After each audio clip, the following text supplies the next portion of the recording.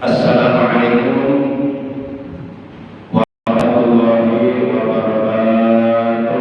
Waalaikumsalam warahmatullahi wabarakatuh. Alhamdulillahilladzi amara rasyiyah kama amara alladziina min qablina la'allana minal muttaqin. Asyhadu an la ilaha illallah al-malikul haqqul mubin wa asyhadu anna sayyidana Muhammadan abduhu wa rasuluh as-sadiqul wa'dul amin. Allahumma shalli wa sallim wa barik ala Muhammadin sayyidina wa habibina wa syafi'ina wa qurrati a'yunina wa maulana Muhammad Sallallahu alaihi wasallam. wa ala alihi wa sahbihi ajma'in ila yaumiddin, amma ba'd. Ma'asyiral muslimin, segenap jamaah pengajian rutin malam Khamis ba'da maghrib Masjid Jami Al-Mubarakah Kampung Setu RT berapa? 0104 Desa Singgamulia, yang seluruhnya tanpa kecuali berkhusus para asatidz, para tokoh agama, para sesepuh, para dermawan, para pemuda, bapak-bapak yang saya hormati, rahimakumullah wa hafizakumullah wa hafizakumullah.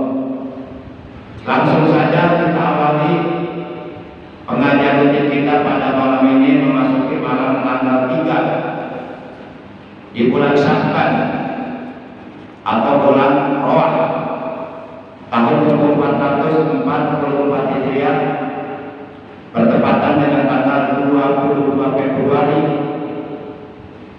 tahun 2023. Sebagaimana biasa, pengajian kita selalu kita awali dengan dua hal, yaitu dengan membaca qul kitab suratul Fatihah dan dengan membaca salawat atas kekasihnya Allah, yang pahalanya dari kedua bacaan tersebut kita hadiahkan untuk seluruh ahli kubur, keluarga kita yang telah tiada, yang telah mendahului kita, yang saat ini mereka masih sedang berada di alam barzakh.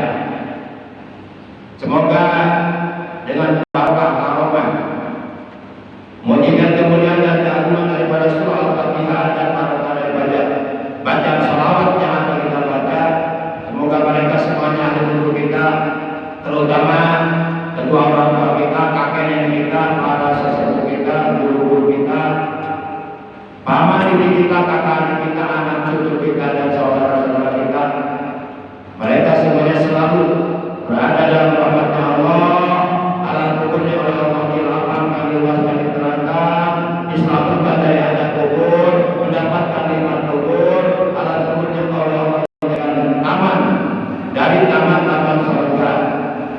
Dan apabila ada di antara anggota keluarga kita ataupun saudara kita ataupun tetangga kita yang seiman, seagama, seakidah dengan kita, yang saat ini sedang dalam keadaan sakit, baik sakit zahirnya dan ataupun sakit batinnya, semoga Allah yang sedang sakit segera disembuhkan dari sakitnya dan diberikan kesehatan yang barokah, yaitu kesehatan yang selalu digunakannya untuk beribadah kepada Allah secara istiqomah, sebelum akhirnya nanti ada kematian akan datang kepada nyawa kita semuanya.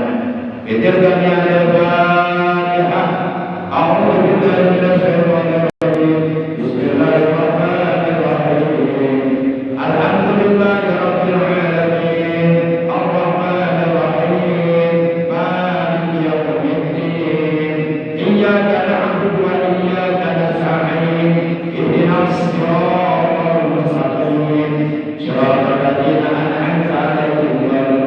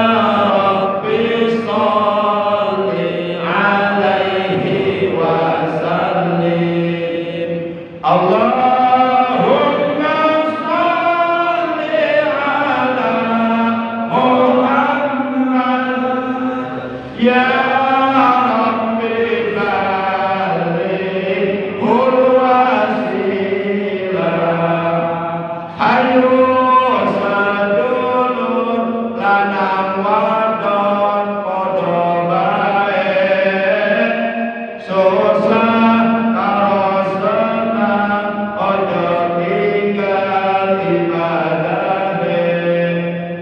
Ayo sedulur lanang wadon padha bae, susah karo senang aja tinggal ibadahe.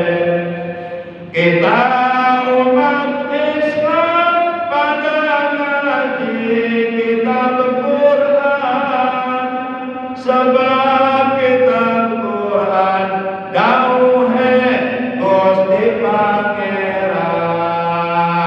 Qad radina billahi rabba wa bil islami dina wa bi Muhammadin nabiyyan wa rasulah wa bil Qur'ani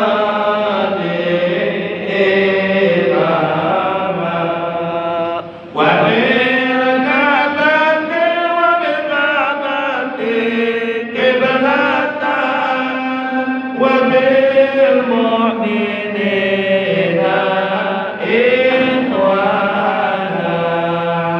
Allahumma sholli ala Muhammad ya Rabbi sholli alaihi wa sallim. Allahumma sholli ala Muhammad ya Rabbi sholli alaihi wa sallim. Allahumma sholli ala Muhammad ya Rabbi balighul wasilah. Allahumma sholli wa sallim wa barik alaihi wa alihi wa sallam. Ma'asyiral muslimin rahimakumullah wa rahimakumullah. Setelah seluruh umat manusia nanti dibangkitkan kembali oleh Allah dari kuburannya masing-masing,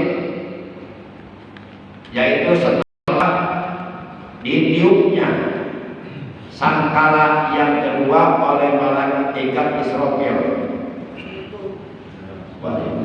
Hari itu dinamakan Yaumul Ba'ats, hari kebangkitan seluruh umat manusia. Artinya pada hari itu seluruh umat manusia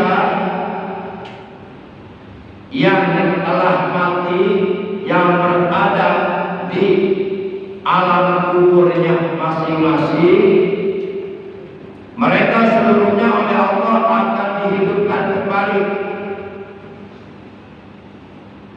Nah, itu terjadi ketika sangkala yang kedua ditiup oleh malaikat Israfil.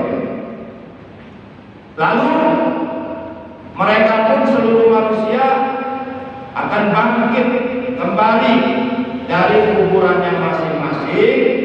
Kemudian mereka pun dihalau, digiring kepada mahsyar, dikumpulkan di padang mahsyar untuk dihisab.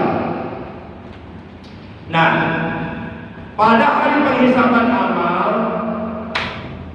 berdasarkan keterangan dari berbagai sumber hadis, bahwa pada hari penghisaban amal, pada hari perhitungan amal, yang paling pertama kali akan dihisab, akan diperhitungkan, akan diperiksa oleh Allah pada hari itu tidak lain, tidak bukan adalah sholat fardu 5 waktu.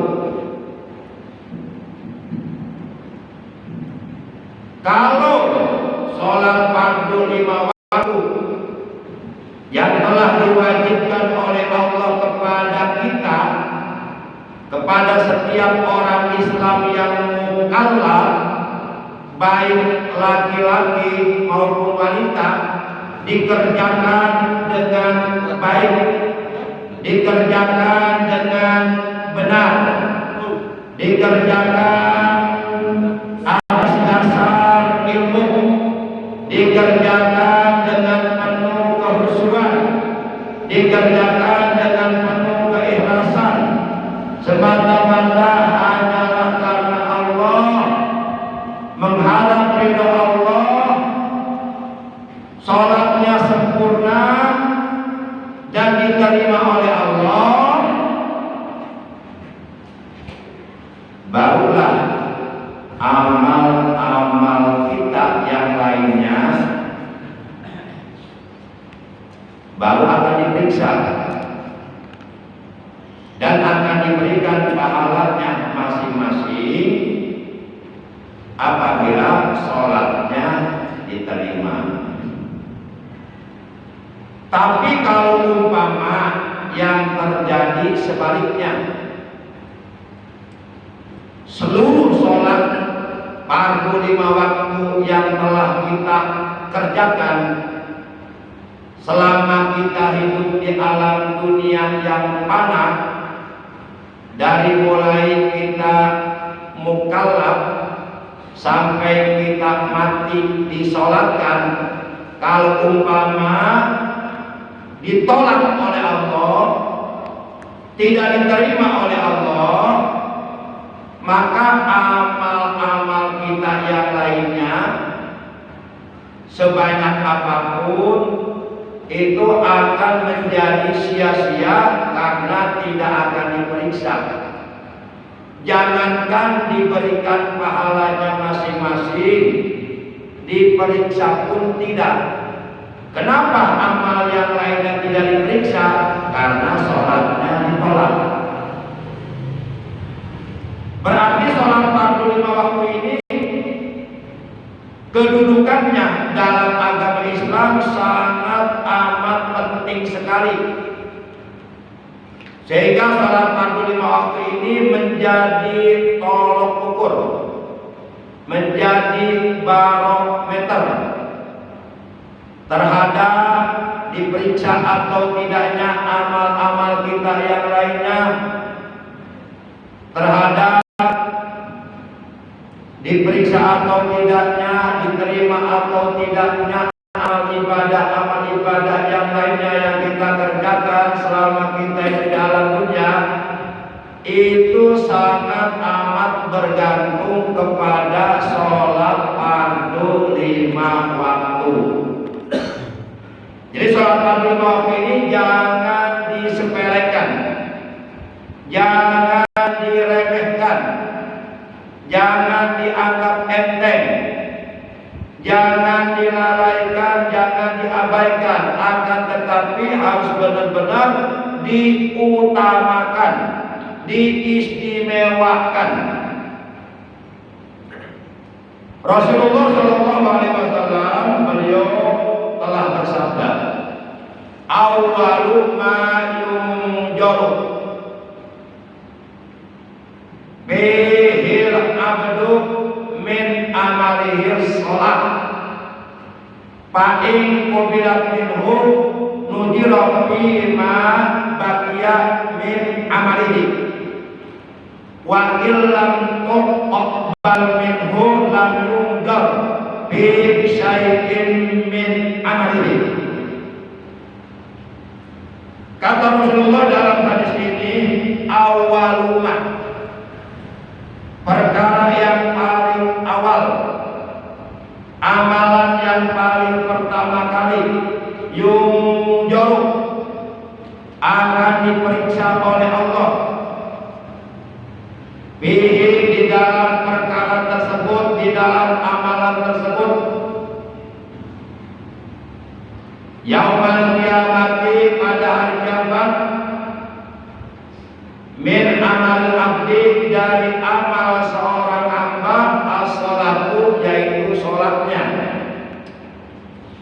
Jadi amal-amal yang lainnya itu baru akan diperiksa setelah sholatnya diterima, dan sama sekali tidak akan diperiksa, artinya menjadi sia-sia apabila sholatnya tidak diterima oleh Allah. Fa'in kubira, kata Nabi, maka jikalau diterima sholatnya minhu, dari si hamba tersebut, nujiro bima bagia min amali, barulah akan diperiksa amal-amal yang lainnya, ibadah-ibadah yang lainnya. Wa ilam tumbal, dan sebaliknya, jikalau tidak diterima atau ditolak minhu, dari amal si hamba tersebut, lam yujab bisai'in min amali, maka amal-amal yang lainnya sebanyak apapun, amal-amal yang lainnya sedikit pun tidak akan diperiksa. Artinya amal-amal kita yang lainnya menjadi sia-sia, nggak ada artinya. Kalau sholatnya dilalaikan, kalau sholatnya ditinggalkan, kalau sholatnya tidak dikerjakan. Umpama ada orang kaya raya, umpama setiap tahun selalu berangkat ibadah haji ke Tanah Mekah. Ya, jadi ke Mekahnya itu tiap tahun kan luar biasa hebat. Tapi dia nggak pernah ke masjid, nggak pernah berjamaah, nggak pernah sholat 5 waktunya disepelekan, diremehkan, nggak dianggap penting. Sholat 5 waktunya ditinggalkan, tidak dikerjakan, dilalaikan, diabaikan. Maka ibadah haji yang ia kerjakan setiap tahun itu nggak ada artinya, nggak ada artinya, nggak ada nilainya, nggak ada gunanya, percuma, nggak akan diperiksa oleh Allah karena sholatnya ditinggalkan. Sempurna atau tidaknya sholat 5 waktu yang kita kerjakan, di antaranya ada perkara yang dapat menyebabkan sholat kita, sebenarnya sholat fardu 5 waktu yang telah kita kerjakan selama kita di dalam dunia, sebenarnya di akhirat itu sebenarnya ditolak karena banyak kekurangannya. Sholatnya dikerjakan tapi banyak kekurangannya. Misal mengerjakan sholatnya kurang tepat waktu, artinya mengerjakan sholatnya selalu di akhir waktu. Kan kata Nabi ketika Nabi ditanya, ya Rasulullah, ayyul a'mali afdal, wahai Rasulullah, amal apakah yang paling afdal, yang paling utama, yang paling istimewa, yang di dalamnya terdapat kerinduan Allah? Saat itu Rasulullah menjawab, as-salatu fi awali waktiha. Amal yang paling afdal adalah mengerjakan sholat di awal waktu dengan berjamaah. Nah itu kekurangannya. Yang pertama, kurang tepat waktu, artinya selalu mengakhirkan sholat. Nanti saja, masih panjang waktunya ini. Tuh, tahu-tahu udah di penghujung waktu, mepet. Berarti itu mengandung indikasi melalaikan sholat. Berarti mengandung indikasi sholat nggak dianggap begitu penting, malah mementingkan urusan dunia. Atau sholatnya dikerjakan tapi kurang khusyuk. Lagi sholat, kan seharusnya kalau kita lagi sholat, yang seyogianya, yang seharusnya, yang sepatutnya, yang sepantasnya kita ingat siapa coba? Kalau kita lagi sholat, yang seharusnya kita ingat Allah. Seharusnya hati kita dihadapkan kepada Allah, dihadirkan kepada Allah. Hati kita ingat kepada Allah dan dikosongkan, disepikan hati kita dari segala sesuatu selain Allah. Tapi umpama ternyata justru yang ada di hati kita bukan ingat kepada Allah, tapi malah ingat kepada selain Allah. Nah, kalau orang sholatnya seperti ini berarti sholatnya khusyuk enggak? Enggak. Lagi sholat ingat jamur, tahu jamur? Janda udah di bawah umur. Lagi sholat ya ingat seseorang, macam-macam lah. Jadi sholatnya nggak khusyuk. Nah, itu yang kedua, kekurangan dalam sholatnya kurang khusyuk. Kemudian kekurangan lainnya, misal bacaannya kurang tepat, kurang fasih, bacaannya makhrajul hurufnya, sifatul hurufnya kurang tepat, kurang pasti, tidak sesuai dengan apa yang dikehendaki oleh ilmu tajwid. Atau yang lainnya, misal pengetahuan ilmu tentang sholat juga kurang.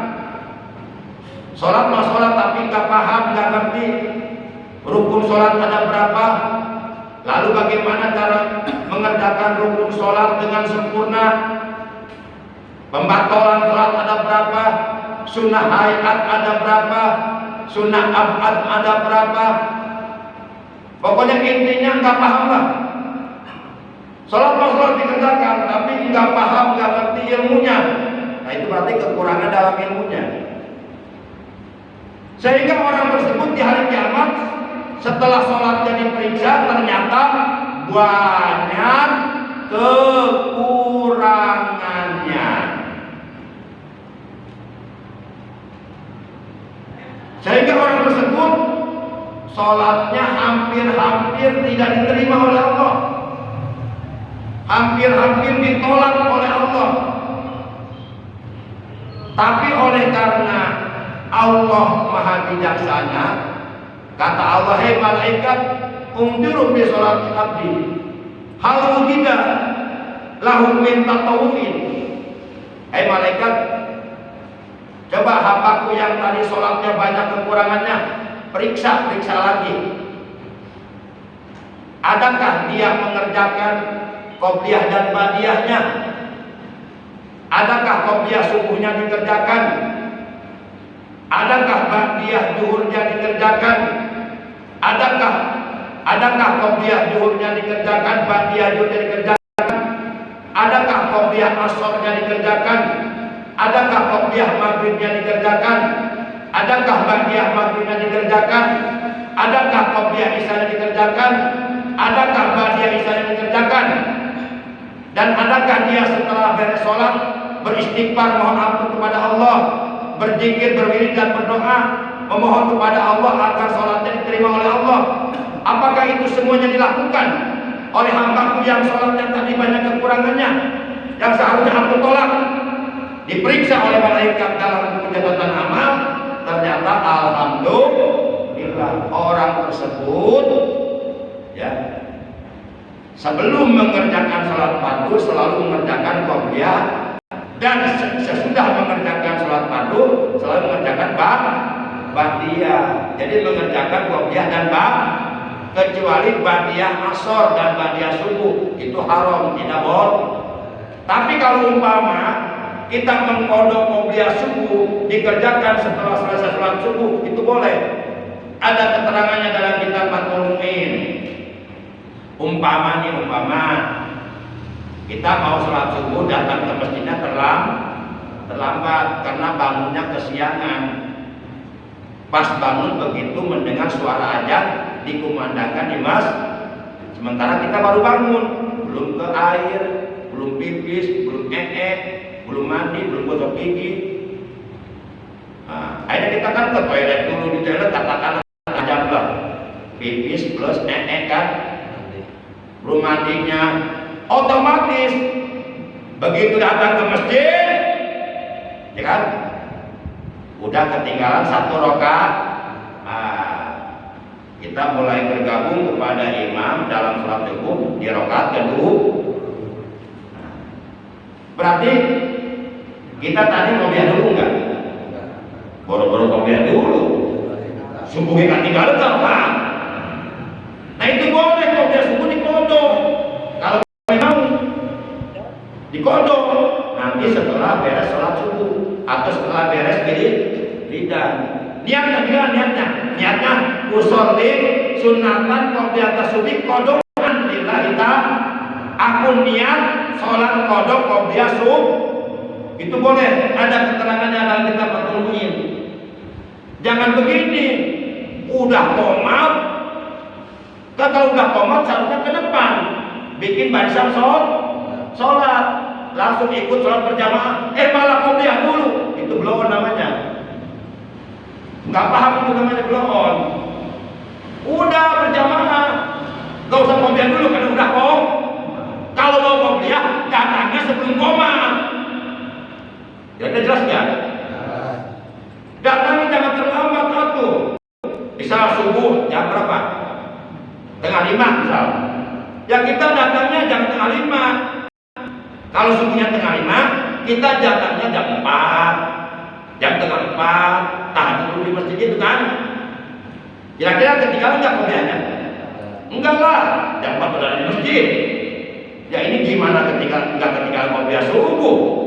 Datang ke masjid pas qomat, udah qomat malah qobliyah dulu, kan blowing namanya. Kalau udah qomat udah bergabung ikut sholat berjamaah, nanti qobliyahnya dikodok boleh kalau mau. Para jamaah yang dimuliakan oleh Allah Subhanahu wa Ta'ala, oleh karena si hamba tadi yang melakukan sholatnya banyak kekurangannya, kurang ini, kurang itu, kurang ini, kurang itu, tapi oleh karena dia selalu istiqomah mengerjakan qobliyah dan ba'diyahnya selalu dikerjakan, akhirnya kata Allah, tatimul faridah bin nawafil.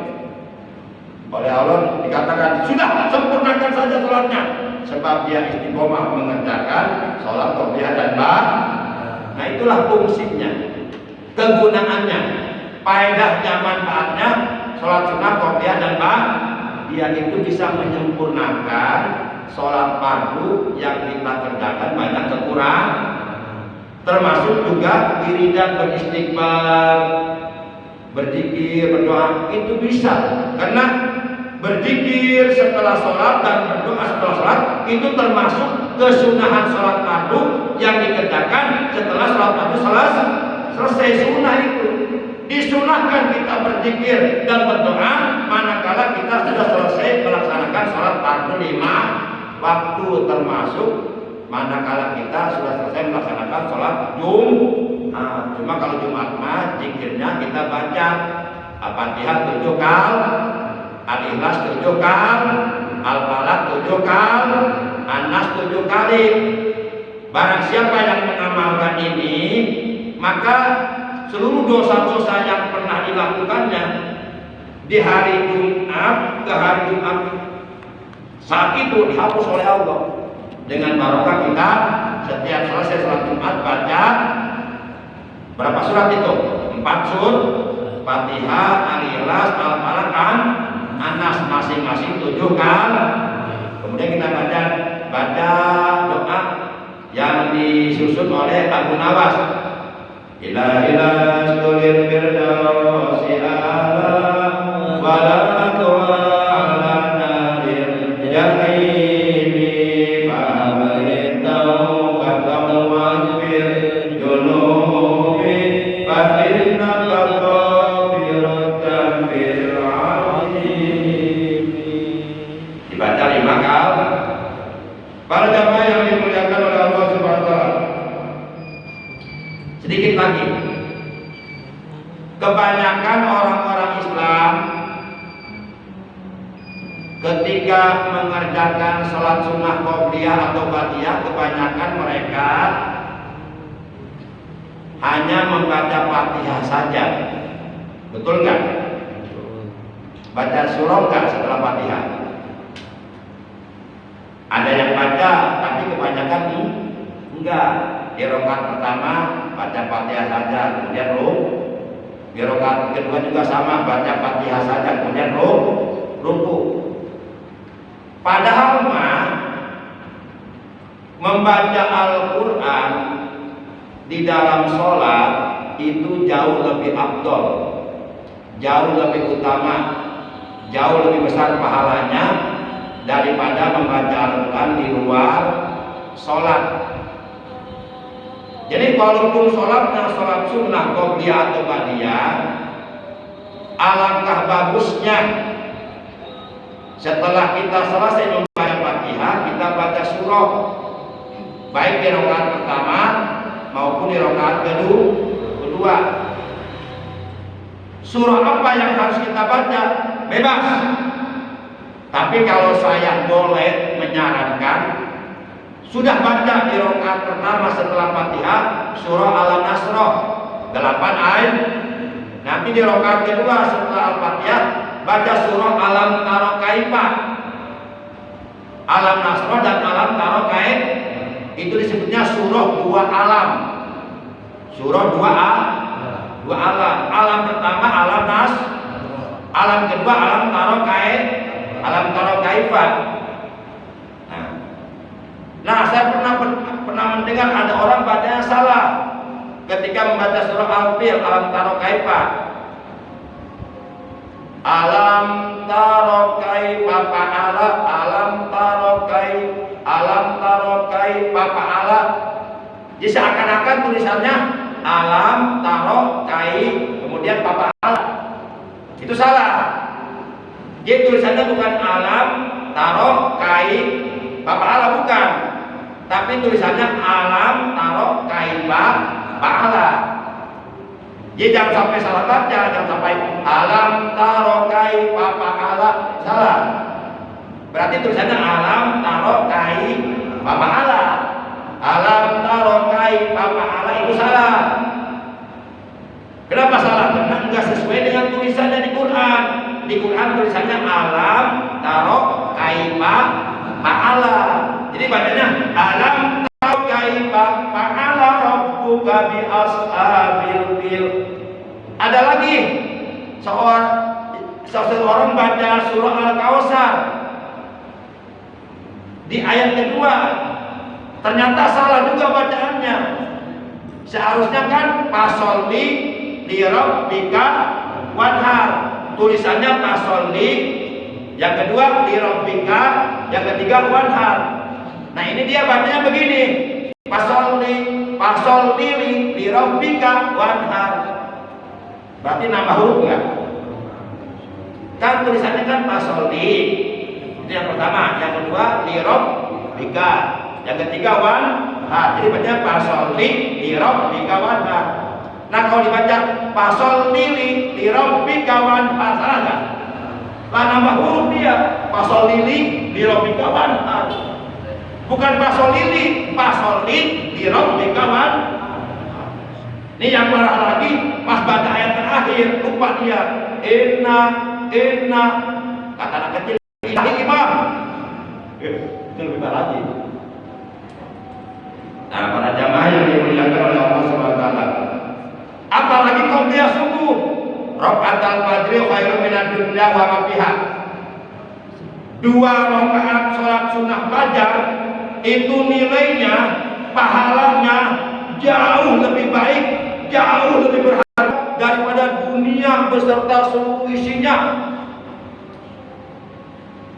Seandainya pahala yang begitu besar dibuktikan sekarang oleh orang dunia, pasti umat Islam tidak ada yang mau ketinggalan qobliyah subuh, apalagi ba'diyah subuh. Seandainya pahala yang besar itu, yang nilainya jauh lebih baik, lebih berharga daripada dunia dan seluruh isi, kalau dibuka pasti mereka berlomba-lomba untuk datang sholat berjamaah, berlomba-lomba lebih awal pas hula-hula. Nah pahala yang besar itu akan dibuktikan nanti di surga. Nah setelah dibuktikan, mereka yang dulu tidak pernah mengerjakan qobliyah subuh baru akan menyesal setelah dibuktikan pahala di surga. Dan hari ini sama taratibelah dari tek paribasa. Hanjakal masalah tiheula, hanjakal tiheula mah dibagi hiji, urang leumpang tiheula terus ditak ai kebo. Kumaha tah ngomongna? Hanjakal ai tiheula. Eta tikur ka umur. Tapi hanjakal di akhirat aya kan. Para jamaah yang dimuliakan oleh Allah Subhanahu wa taala. Nah itu qobliyah subuh itu disebut salat fajar. Kenapa qobliyah subuh disebut salat sunnah fajar? Karena salat sunnah tersebut dikerjakannya setelah terbit fajar shadiq, yakni setelah masuk waktu salat subuh. Karena mulai masuknya salat subuh, waktu salat subuh adalah min tulu'il fajri hatta tatlu samsu. Mulai masuknya waktu salat subuh dari mulai terbitnya fajar shadiq sampai terbitnya matahari di waktu itu waktu salat subuh. Nah, oleh karena salat qobliyah subuh tersebut dikerjakannya setelah terbit fajar shadiq atau setelah masuk waktu subuh, maka salat qobliyah subuh disebut juga salat sunnah fajar. Para jamaah yang dimuliakan Allah. Nah, kalau bisa saya sarankan bapak-bapak jamaah semuanya, setiap kali bapak-bapak ngerjakan qobliyah atau ba'diyah atau disebutnya sholat sunnah rawatib. Yang disebut sholat sunnah rawatib adalah sholat sunnah yang mengikuti atau yang mengiringi sholat fardu 5 waktu. Dibagi dua, ada qobliyah, ada ba'diyah. Kalau qobliyah berarti dikerjakannya sebelum kita mengerjakan sholat fardu. Kalau ba'diyah berarti dikerjakannya setelah kita beres mengerjakan sholat fardu. Nah, itu qobliyah ba'diyah disebutnya sholat sunnah rawatib.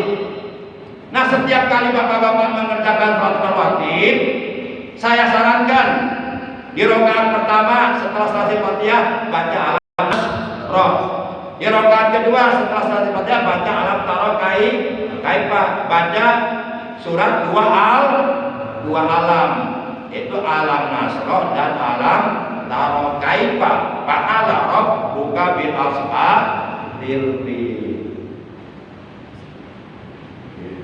Aduh, saya gimana kalau di rakaat pertama baca kuliah? Silakan. Di rakaat kedua baca kulhu, silakan. Itu namanya surah 2 kul. Surah 2 kul. Kul pertama, kul ya ayyuhal kafirun. Kul kedua, kul huwallahu ahad. Itu namanya surah 2 kul. Jadi ada surah 2 alam, ada surah 2 kul. Para jamaah yang dimuliakan oleh Allah Subhanahu wa taala.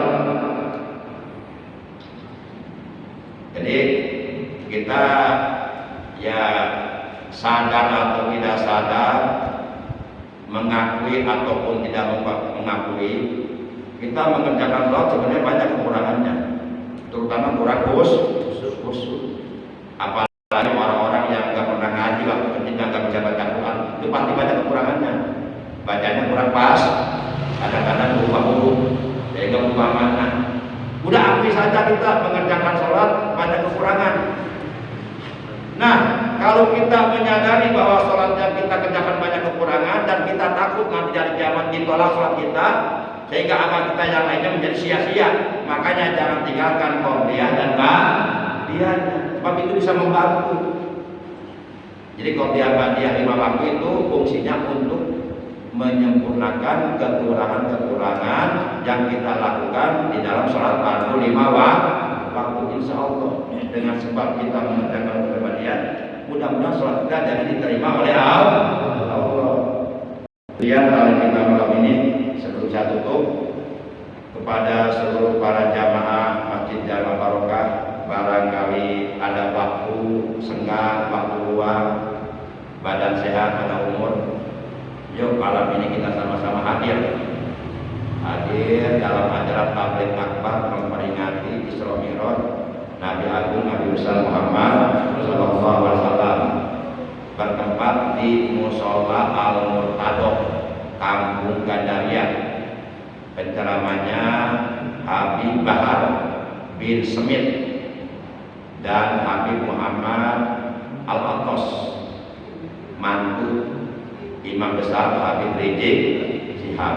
Malam ini insya Allah saya pun akan hadir ke sana bersama jamaah. Jadi bagi bapak-bapak yang memang ada niat mau hadir, silahkan ditunggu, kita ketemu nanti di sana. Baik para jamaah yang dimuliakan oleh Allah Subhanahu wa taala, akhirnya mari kita tutup taklim kita pada malam ini dengan ucapan hamdalah.